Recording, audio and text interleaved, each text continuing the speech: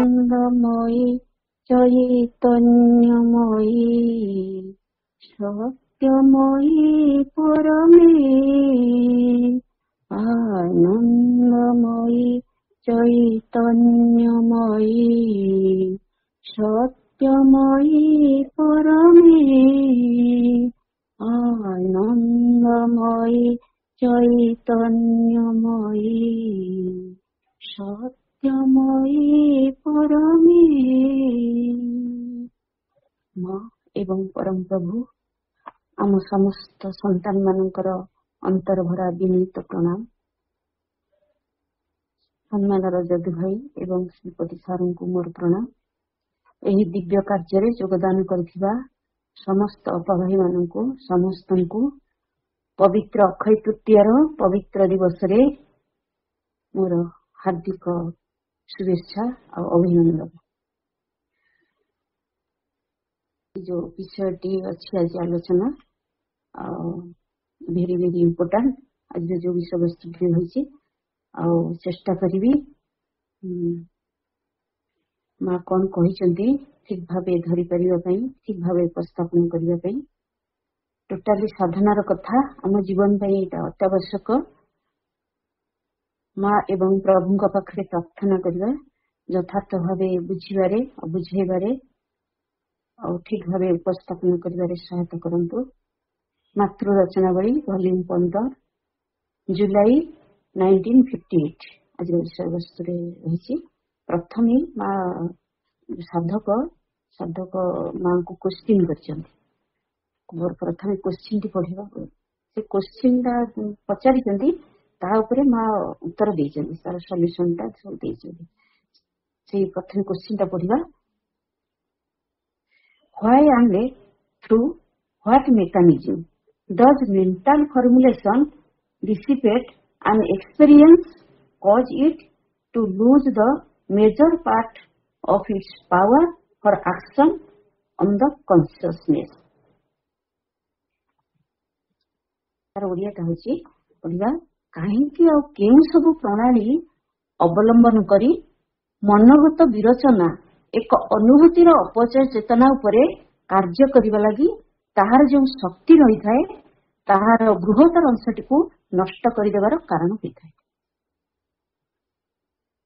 ये जो प्रश्नटी रही आम जो संसार रे आम जिते सब अनुभूति नेउछु बा हमर जो हजार हजार अनुभूति सब अच्छी ये अनुभूति द्वारा कौन होची ना जो मेंटल फॉर्मुलेशन सब आम भीतर होची से जो मेंटल फॉर्मुलेशन को केमिति आम ताको साधक पचारछन्ती ताको काढी दे हेबो कि ताको नष्ट करी हेबो कि एमिति किछि मेकानिज्म अछि कि साधक पचारछन्ती नामको ये जो मेंटल फॉर्मुलेशन गुडा होची त केमिति ताधुरु मुक्त हे पारिबा। ए मेंटल फॉर्मुलेशन द्वारा कौन होची ना हम चेतनार एक मेजर पार्ट को प्रभावित करुचे आ बहुत बृहत्तम जिनिस को नष्ट कर देछि। इंग्लिश टा पढ़िवा ना कौन कहउछन्ती देखिवा पढ़िवा। If for example you want to get rid of a wrong movement and as the result of a grace the force is sent out for this purpose. This force begins to act on the consciousness. Then if you draw it towards you, so to speak, in order to formulate it, naturally you decentralize it, disperse and dissipate it. तार Odia type रही उदाहरण स्वरूप जदि तुम्हें एक अनुचित गतिस्पंदन निष्कृति लाभ करने को इच्छा करुच एवं एक करुणार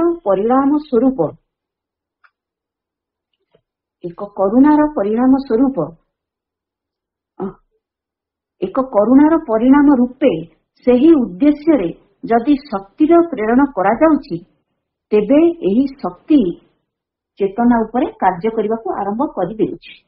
सेतेबेले जदि तुमे सेही शक्ति को निज आड़कू आकर्षित करी आनिब अर्थात जदि ताहाकू निजर एक विरोचना मध्यरे आनी पकाइबा लागि आकर्षित करी आनिब ତେବେ ତୁମେ ନିଃସନ୍ଦେହ ଭାବରେ ତାହାକୁ କେନ୍ଦ୍ରଚ୍ୟୁତ କରି ପକାଇବ, ତାହାକୁ ଛିନ୍ ଭିନ୍ କରିଦେବ ଓ ତାହାର ଅପଚୟ ଘଟାଇବ। ଏ ଯୋଉ ଅନୁଚିତ ଗତିସ୍ପନ୍ଦନ ସବୁ ଆମ ଭିତରେ ଅଛି, ତା ଦେହରୁ କେମିତି ନିଷ୍କୃତି ପାଇବା, ତା ଦେହରୁ କେମିତି ସେ ଜିନିଷକୁ ଆମେ ମାନେ ସେ ଜିନିଷକୁ କେମିତି ଆମେ ଛାଡିବା, ତା ଦେହରୁ କେମିତି ନିବୃତ୍ତ ହେବା, ନିଷ୍କୃତି ପାଇବା, ସେଇଟା ଯଦି ଆମେ ଇଚ୍ଛା କଲେ ଆମ ଭିତରେ ଆସିଲା, ଏଇ ଯୋଉ କଣ ହବ ନା, ଏଇ ଯୋଉ ଅନୁଭୂତି ଯୋଉ ଗତିସ୍ପନ୍ଦନ ଅଛି, ଏମିତି ଯୋଉ ଅନୁଚିତ ଗତିସ୍ପନ୍ଦନ ଗୁଡା କଣ ଅଛି, ତାକୁ ଆମେ ପ୍ରଥମେ ଚିହ୍ନିବା ଦରକାର। କାମନା ବାସନା, ଲୋଭ, ଖରାପ ମାନେ ଏଇ ଯୋଉ କଣ କହିବା, ଏଇ ଯୋଉ କ୍ରୋଧଟେ ହଉ, ଈର୍ଷା ହଉ, ଅନ୍ୟର କଣ ଗୋଟେ ଭଲ ଦେଖିଲେ ଈର୍ଷାଟା ପଳେଇ ଆସୁଛି, ଏଇସବୁ ଯଦି ଆମେ ଏଇଥିରୁ ଯାହାକୁ ହଉ ଯୋଉଟାକୁ ଆମେ ଯଦି ଚିହ୍ନି ପାରିବା, ତା ଦେହରୁ ଯଦି ଆମେ ଏଇ ବାହାରିବା ପାଇଁ ଯୋଉ ନିବୃତ୍ତି ହେବା ପାଇଁ ଇଚ୍ଛା କରିବା, ତାପରେ ଆମେ କଣ କରିବାକୁ ପଡିବ ନା, ଆମେ ଯୋଉ ୟାର ଉପରେ ଯଦି ବିଜୟ ହାସଲ କରିବାକୁ ଚାହିଁବା, ଦୃଢ ସଂକଳ୍ପ ନେଲ, କଣ କରିବା, ମାଙ୍କୁ ପ୍ରାର୍ଥନା କରିବା। ଯୋଉ ପ୍ରାର୍ଥନା ଫଳରେ ଯୋଉ ମାଙ୍କର ଗ୍ରେସ୍, ଯୋଉ କରୁଣାର ପରିଣାମ ରୂପେ ସେଇ ଉଦ୍ଦେଶ୍ୟରେ ଯଦି ଶକ୍ତିର ପ୍ରେରଣ କରାଯାଉଛି, ତେବେ ଏଇ ଶକ୍ତି ଚେତନା ଉପରେ କାର୍ଯ୍ୟ କରିବାକୁ ଆରମ୍ଭ କରେ। ଆମେ ଯୋଉ ଶକ୍ତିଟା ପାଇଲେ, ସେଇ ଯୋଉ ଗ୍ରେସ୍ଟା ଆମକୁ ମିଳିଲା, ସେ ଯଦି ସେଇ ଯୋଉ ଗତିସ୍ପନ୍ଦନରୁ, ଯୋଉ ଅନୁଚିତ ଗତିସ୍ପନ୍ଦନରୁ ନିଷ୍କୃତି ପାଇବା ପାଇଁ ଆମେ ଚାହିଁ ଯୋଉ ଶକ୍ତି ଆସିଲା, ତୁମର ଚେତନା ଉପରେ ଯେତେବେଳେ ଆରମ୍ଭ କଲା, ଆମର କଣ, ଆମେ ସେଇ ସମୟରେ ଆମେ କଣ କରୁନା, ସେତେବେଳେ ଯଦି ସେଇ ଶକ୍ତିକୁ ନିଜ ଆଡକୁ ଟାଣିବ ବା ଆକର୍ଷିତ କରି ଆଣିବ, ସେ କଣ ହେଲା ନା, ଏକ ଭୟଙ୍କର ଅହଙ୍କାର ମଧ୍ୟ ଦେଇ ଗତି କରିବ। ତାମାନେ ତାକୁ କଣ କରିବ, ଯଦି ତୁମେ ଆକର୍ଷିତ କଲ ବା ତୁମ ଆଡକୁ ଟାଣିଲ, ଏଥିରେ କୌଣସି ସନ୍ଦେହ ନାହିଁ, ସେ କେନ୍ଦ୍ରଚ୍ୟୁତ ହେଇଯିବ। ମାନେ ଯେଉଁ କାର୍ଯ୍ୟ ପାଇଁ ସେ ଶକ୍ତିଟି ଆସିଥିଲା, ସେ କଣ ହବ ନା, ଡିସେଣ୍ଟ୍ରାଲାଇଜ ହେଇଯିବ। ସେଇ ଯୋଉ ଲକ୍ଷ୍ୟ ନେଇକି ଆସିଥିଲା, ସେଥିରୁ ସେ ବିଚ୍ୟୁତ ହେଇଯିବ ଆଉ କେନ୍ଦ୍ରଚ୍ୟୁତ ହେଇଯିବ। ଆଉ କେନ୍ଦ୍ରଚ୍ୟୁତ ହବା ଫଳରେ ଆହୁରି କଣ ହବ ନା, ଟିକେ ବି କେନ୍ଦ୍ରଚ୍ୟୁତ ହବନି, ସେଇ ଲକ୍ଷ୍ୟ ତ ପୂରଣ ହେଇପାରିବନି, ଅଲଗା ଆଡେ ପଳେଇବ। ତାପରେ କଣ, ତମକୁ ଛିନଭିନ ବି କରିଦବ, ଛିନଛତ୍ର ବି କରିଦବ। ଯୋଉଟା ତମେ କହନ୍ତି ଲକ୍ଷ୍ୟ, ସେ ଯୋଉ ଶକ୍ତିଟା ଆସିଲା, ତାର ଲକ୍ଷ୍ୟଚ୍ୟୁତ ହେଇଯିବ, ତମର ଅପଚୟ ମଧ୍ୟ ଘଟିବ, ମାଟି କହୁଛନ୍ତି। ତାପରେ କଣ, ଆମେ ଚିରନ୍ତନ ପଢିଛେ, ଏଇ ଯୋଉ ଆମର କଣ ହଉଛି ନା, ଏଇ ପ୍ରଥମେ ମା ପୁସ୍ତକରେ ଆମେ ପଢିଛେ, ଯୋଉ ପ୍ରତ୍ୟକ୍ଷଣ ଉପରେ ଆମର ସବୁ କଣ ଅଛି ନା, ଅଭିମତ, ଅଭିରୁଚି, ଆଉ ମନର ଧାରଣା, ଅଭ୍ୟାସ, ପରିକଳ୍ପନା, ଏଇ ଦ୍ଵାରା ଆମେ ବହୁତ ପରିଚାଳିତ ହଉଛି। ଏଇ ସବୁ ଜିନିଷ କରିବା ଦ୍ଵାରା କଣ ହଉଛି ନା, ଆମର ସବୁ ଯୋଉ ଆସୁଛି, ଯୋଉ ଏକ୍ସପିରିଏନ୍ସ ଗୁଡାକ ହଉଛି, ସେଇଟା ସେଇ ଯୋଉ ଏକ୍ସପିରିଏନ୍ସ ହଉଛି ନା, ଆମ ଭିତରେ ଗୋଟେ ମେଣ୍ଟାଲ ଫର୍ମୁଲେସନ ତିଆରି ହେଇଯାଉଛି, ଆମ ମାନସିକ ଧାରଣା, ଏଇ ସବୁ ଜିନିଷ ତିଆରି ହେଇଯାଉଛି। ସିଏ ଯଦି ଆମେ ସେଥିରୁ ନିବୃତ୍ତି ପାଇବା, ନିଷ୍କୃତି ପାଇବା, ପ୍ରାର୍ଥନା କରିବା, କିନ୍ତୁ ତାକୁ ଯଦି ସେ ଶକ୍ତିକୁ, ଯଦି ଯୋଉ ଶକ୍ତି ଆସିଲା ପ୍ରାର୍ଥନା କରିବା ଫଳରେ, ତାକୁ ଯଦି ଆମେ ଆମ ଆଡକୁ ଟାଣିବା, ସେଟା ତମର କ୍ଷତି କରିବ, ସେ ଠିକ ଲକ୍ଷ୍ୟରେ ପହଞ୍ଚି ପାରିବ ନାହିଁ।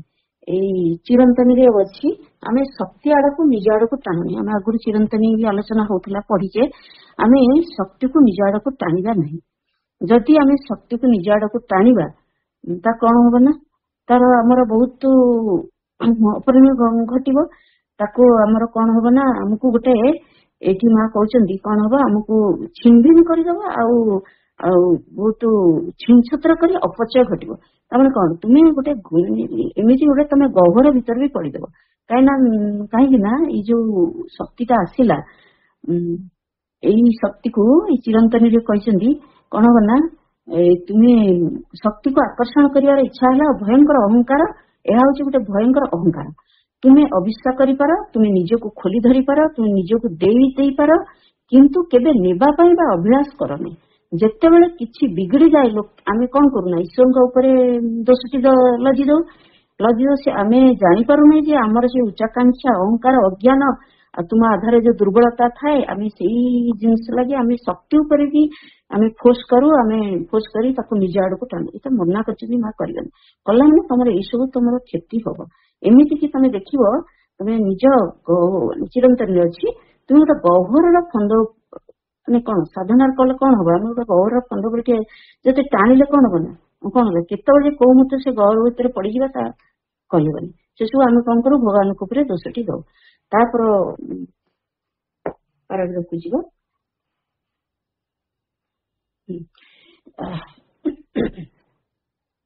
But this is not all.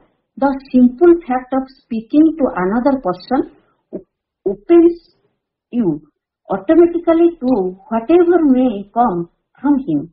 An interchange always occurs. In this way, his curiosity, his obscurity, his goodwill, and also at times his ill will intervenes, modifies, differs. ତାର ଓଡିଆ ଟାଇପରି ମାତ୍ର କେବଳ ଏତିକି ଯେ ହେବ ତାହା ଦଉନି ତାପରେ ପାରାଟି କହୁଛନ୍ତି ତମର ସେତିକି ଯେ କ୍ଷତି ହବ ତାହା ଦଉନି ଅନ୍ୟ ଜଣେ ବ୍ୟକ୍ତି ସହିତ କଥା କହିବାର ଅତି ସରଳ କାର୍ଯ୍ୟଟି ଫଳରେ ମଧ୍ୟ ତୁମେ ଅତ୍ୟନ୍ତ ସ୍ୱତଃ ସକ୍ରିୟ ଭାବରେ ତାଠାରୁ ନିଗ୍ରତ ହୋଇ ଆସୁଥିବା ସକଳ ପ୍ରଭାବ ଲାଗି ନିଜକୁ ଉନ୍ମୋଚିତ କରିଦେବ। ଏକ ପାରସ୍ପରିକ ଆଦାନ ପ୍ରଦାନ ସର୍ବଦା ହିଁ ଘଟିବ। ଏହିପରି ଭାବରେ ସେଇ ଅନ୍ୟ ବ୍ୟକ୍ତିର କୌତୂହଳ ତାର ଯାବତୀୟ ଅସ୍ପଷ୍ଟତା ତାର ଶୁଭେଚ୍ଛା ଓ ବେଳେ ବେଳେ ତାର ଅଶୁଭ ଇଚ୍ଛା ମଧ୍ୟ ବାଟ ଓଗାଳି ଛିଡା ହେବ। ଅସଲ କାର୍ଯ୍ୟକାରିତାରେ ଏକ ପରିବର୍ତ୍ତନ ଘଟାଇବ ତାହାକୁ ବିକୃତ କରିବ। ଏଠି କହୁଛନ୍ତି ଆମେ ଯୋଉ ଅନ୍ୟ ଜଣେ ବ୍ୟକ୍ତି ସହିତ ଯୋଉ କଥାବାର୍ତ୍ତା ହେବାଟା ଏଟା ସରଳ କଥା କିନ୍ତୁ ଅନ୍ୟ ଜଣେ ବ୍ୟକ୍ତି ସହିତ କଥା ହଉ ଆମେ ଯୋଉ ଭାବ ବିନିମୟ ପରସ୍ପର ପ୍ରତି ଆଦାନ ପ୍ରଦାନ ହେଉ ଭାବ ବିହଳ ବି ହେଇଯାଉ ଇମୋସନାଲ ହେଇଯାଉ କଥାରେ ମଜି ଯାଉ ତା ଫଳରେ କଣ ହୁଏ ନା ସ୍ୱତଃ ସକ୍ରିୟ ଭାବେ ଆମେ ନିଜେ ନିଜ କଣ କରୁ ତାଙ୍କ ଆଡୁ ଗୋଟେ ଓପନ ହେଇଯାଇଥାଉ ସେ ବ୍ୟକ୍ତି ଆଡକୁ ଆମେ ଓପନ ହେଇଯାଇଥାଉ। ଏହା ଫଳରେ କଣ ହବ ନା ଓପନ ହେଇଯାଇଥାଉ ନିଜେ ସକ୍ରିୟ ଓପନ ହେଇଥାଉ ଖାଲି ପୁରା ସ୍ୱତଃ ସକ୍ରିୟ ବି ହେଇଯାଇଥାଉ। ପ୍ରତିଫଳରେ କଣ ହବ ନା ସକଳ ପ୍ରଭାବ ସବୁ ପ୍ରକାର ପ୍ରଭାବ ଭଲ ହେଇପାରେ ଖରାପ ବି ସେଇ ବ୍ୟକ୍ତିର ଯୋଉ ପ୍ରଭାବ ଥିବ ମାନେ ତାର ଭଲ ପ୍ରଭାବ ଥିବ ଖରାପ ପ୍ରଭାବ ଥିବ ତାର ଗୁଡ ୱିଲ୍ ଥିବ ତାର ବ୍ୟାଡ ଇଲ୍ ୱିଲ୍ ଥିବ ଏସବୁ ମା କହୁଛନ୍ତି ତାର ଯୋଉ ସକଳ ପ୍ରଭାବ ତୁମ ଭିତରକୁ ପଳେଇ ଆସିବ। ସହଜରେ ଯୋଉ ପ୍ରଭାବ ଆସେ ତାହା ଆମ ଉପରେ ପଡେ ସହଜରେ ଆମେ ଗ୍ରହଣ କରିନେଇଥାଉ। ଆମେ କଣ କରୁନା ଏତେ ପ୍ରଭାବିତ ହେଇଯାଉଛୁ ଆମେ ତା ପ୍ରତି ଏତେ ଉନ୍ମୁକ୍ତ ହେଇଯାଇଥାଉ ଆମେ କଣ କରୁନା ସେ ସବୁ ଆମେ ତା ଦ୍ୱାରା ଆମେ ପ୍ରଭାବିତ ହେଇଯାଇଥାଉ। ସେଥିପାଇଁ ବ୍ୟକ୍ତି ସହିତ ଏଇ ଯୋଉ କହିଛନ୍ତି ମାନେ ମା ଚିରନ୍ତନରେ ବି କହିଛନ୍ତି ମାନେ ଯେତିକି ଦରକାର ସେତିକି କୁହ ଯାହା ଅପରିହାର୍ଯ୍ୟ। ଆମେ କଣ କରୁନା ଅଯଥା କଥାରେ ବାକ୍ୟ ପରେ ଆମେ ବେଶୀ ମଜି ଯାଉ ଯାହା ଫଳରେ ନା କଣ ନା ସେଇ ବ୍ୟକ୍ତିର ଯୋଉ ଇମ୍ପଲ୍ସ ଗୁଡା ଅଛି ଆମେ ସେଇ ଇମ୍ପଲ୍ସ ଟା ଆମେ ପ୍ରଭାବିତ ହେଇଯାଉ।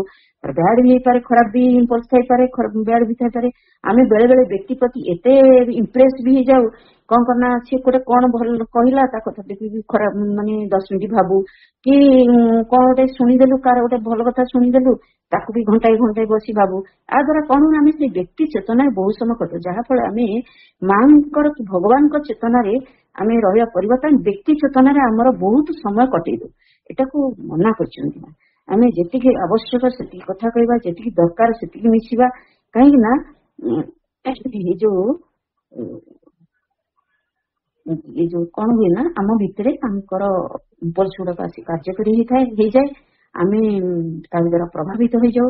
ଆମେ ଏହା ଫଳ କଣ ହୁଏ ନା ମା କହୁଛନ୍ତି ମାନେ ଆମର ଯାବତୀୟ ଅବସ୍କ୍ୟୁରିଟି ଯୋଉ ଅସ୍ପଷ୍ଟତା ବା ଅନ୍ଧକାର ଅଜ୍ଞାନତା ମିଥ୍ୟା ଭ୍ରମରେ ଆମକୁ ପକାଏ।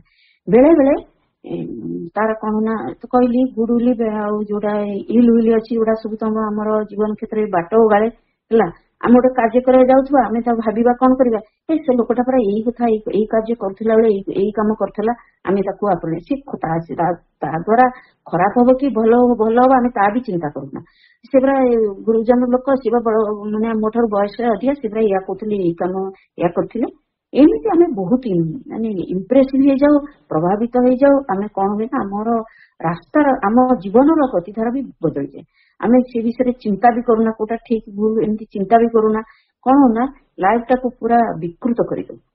ତାପରେ କଣ ନା ଏଇଠି ମା କହିଛନ୍ତି ଯୋଉଟା ଯୋଉ ଇଣ୍ଟରଭେନ୍ସ modifies deformity ता କହିଛନ୍ତି। ଏହା ଦ୍ୱାରା କଣ ହବ ନା ଆମ ଜୀବନର ଗତିପଥକୁ ପୁରା ବଦଳେଇ ଦିଏ। ଗତିପଥ ବଦଳେଇ ଦିଏ ମାନେ କଣ ଜୀବନଟା ସିଧା ରାସ୍ତାରେ ଯାଉଥିବ ବଙ୍କା ରାସ୍ତାରେ ପକାଇଦବ। ଏସବୁ ଦ୍ୱାରା ଆମେ ଏତେ ପ୍ରଭାବିତ ହେଇଯାଉ ଯେ ଆମର ଗତିପଥକୁ ଜୀବନର ଗତିପଥକୁ କଣ୍ଟକମୟ କରିଦିଏ, ଜୀବନର ମୋଡ ବଦଳିଯାଏ। ହଁ ବେଳେ ବେଳେ ଏମିତି ହୁଏ କୌଣସି ଯଦି ଜୀବନରେ ଯଦି ଶୁଭେଚ୍ଛୁ ସ୍ୱଦେଶ ସମ୍ପନ୍ନ ବ୍ୟକ୍ତି ସହିତ ସମ୍ପର୍କିତ ହେଲ, ଭାବ ବିନିମୟ ହେଲ, ପାରସ୍ପରିକ ଆଦାନ ପ୍ରଦାନ ହେଲ, ତୁମର ଯଦି ସେ ଗାଡି ମାଷ୍ଟର କରି ତୁମକୁ ଲାଗିଲା, ଜୀବନଟା ବେଳେ ବେଳେ ମାନେ ତମକୁ ଟିକେ ଠିକ ବେଳେ ବେଳେ ତମକୁ ରାସ୍ତାଟା ମିଳି ଗୋଟେ ବିପଦରୁ ତମକୁ ରାସ୍ତା ଟିକେ ପାଇଯାଉ, ଏମିତି ହୁଏ। କିନ୍ତୁ ଏମିତି ସମାଜରେ ଆମେ ଏଇ ଯୋଉ ସଦିଚ୍ଛା ସମ୍ପନ୍ନ ବ୍ୟକ୍ତି କ୍ୱଚିତ ମିଳନ୍ତି ନାହିଁ କହିଲେ ଚଳେ। ଯେତେବେଳେ ଯିଏ ଅଛନ୍ତି ତାଙ୍କ ଭିତରେ ନିଶ୍ଚୟ କାମନା ବାସନା ରହିଛି, କିଛି ହେଲେ ବି ଇଚ୍ଛା ଆଉ ତାପରେ ଏଇ ଯୋଉ ଲୋଭମୟ ଏଗୁଡା ସବୁ ନିଶ୍ଚୟ କିଛି ନା କିଛି ତା ଭିତରେ ବି ରହିଛି। ଆଉ ଯାହା ଫଳରେ ବି ଆମେ କଣ କରୁନା ଆମେ ସଦିଚ୍ଛା ସମ୍ପନ୍ନ ବ୍ୟକ୍ତି ଆମକୁ ମିଳିବା କଷ୍ଟ ହେଇପଡେ। ଆଉ ସମାଜରେ ମିଳିବା ବି କ୍ୱଚିତ ମିଳନ୍ତି, ମିଳିବା ବି କଷ୍ଟ ହେଇପଡେ। ତାପରେ ପରକୁ ଯିବା, ମୁଁ ସମୟ ପୂର୍ବରୁ ସାରିବି, ଯୋଉଟା ବୁଝି ନ ସାରିବି, ଯୋଉଟା ବୁଝି ନଥିବ ଭାଇଙ୍କୁ ପଚାରି ବୁଝିବା, ସାର୍ଙ୍କୁ ପଚାରି ବୁଝିବା। ତାପରେ ପାରାକୁ ଯିବା। On the other hand, if you want to speak of your experience to your guru and he agrees to listen to you, it means that he adds his force, his knowledge and his experience to the working of the force and he helps to bring about the result. अन्य पक्षरे जदि तुमे निज गुरुंक पाखरे निजर कौनसी अनुभूति को जाई कहबाकू इच्छा करुथिबो एवं जदि से तुम कथा को शुणिबा लागि सम्मत हेबे, तेबे तार अर्थ हेबो जे से शक्तिटीर क्रियाशीलता सहित तांकर शक्ति, तांकर ज्ञान एवं तांकर अनुभूति को मध्य आनी मिसाई देबाकू इच्छा करुछंती एवं यह द्वारा से तुमको यथार्थ फलटी को संभव करिवार साहाय्य मध्य करिवे।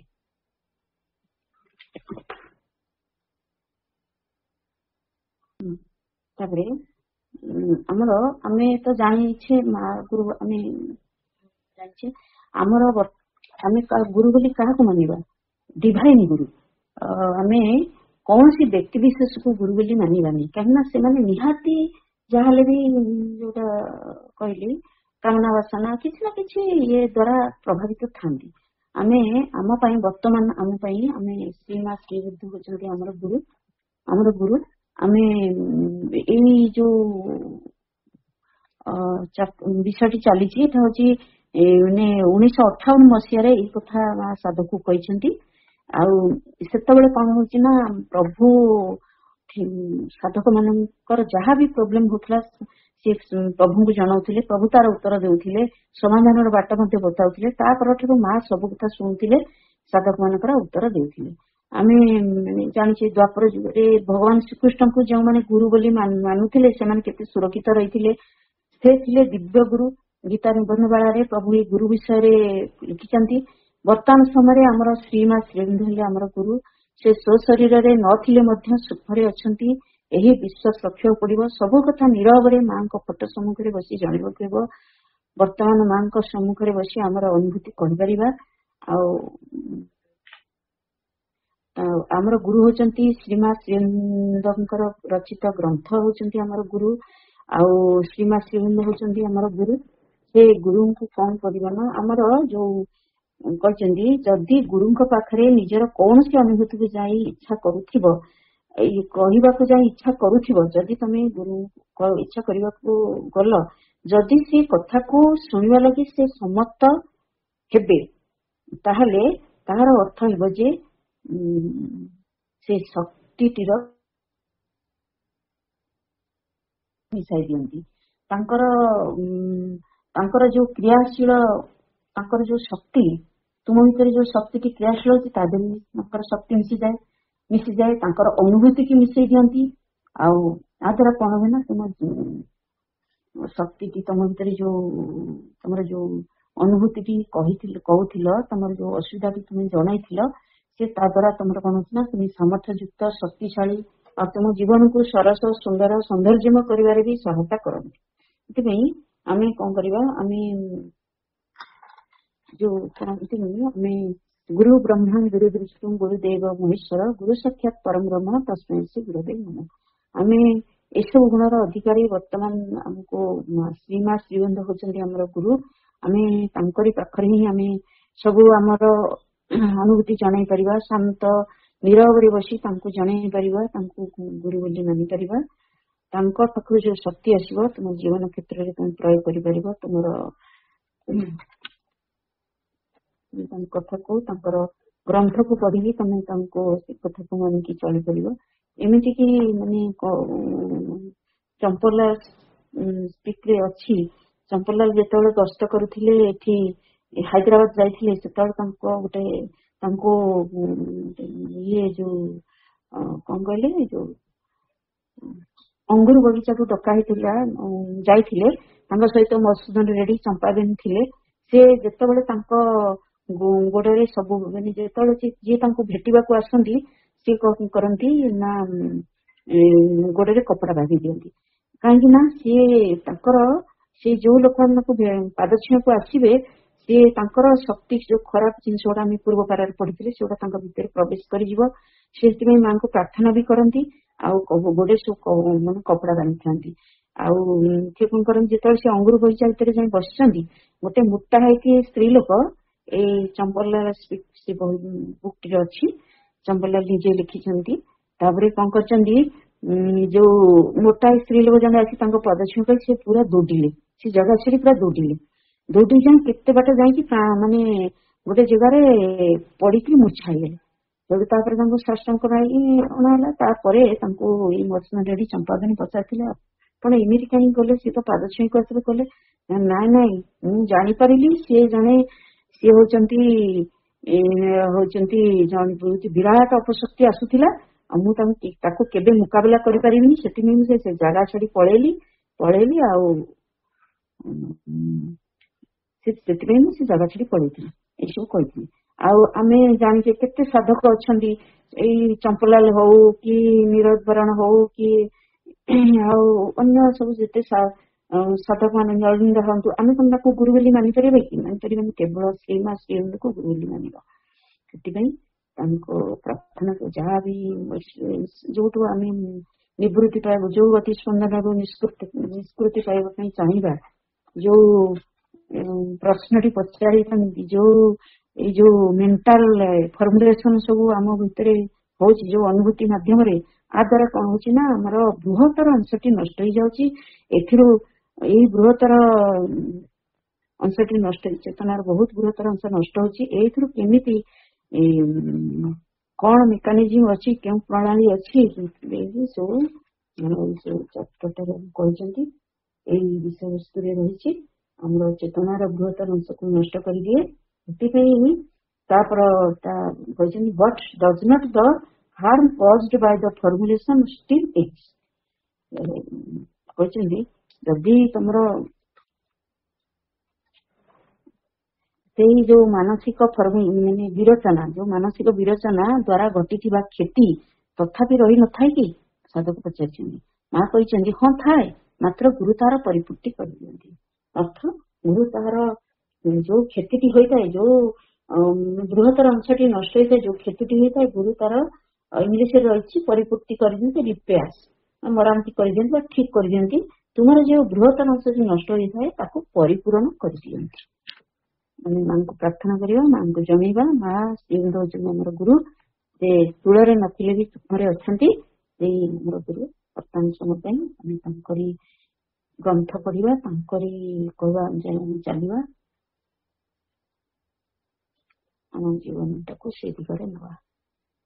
वंदे मातरम। समस्त प्रणाम।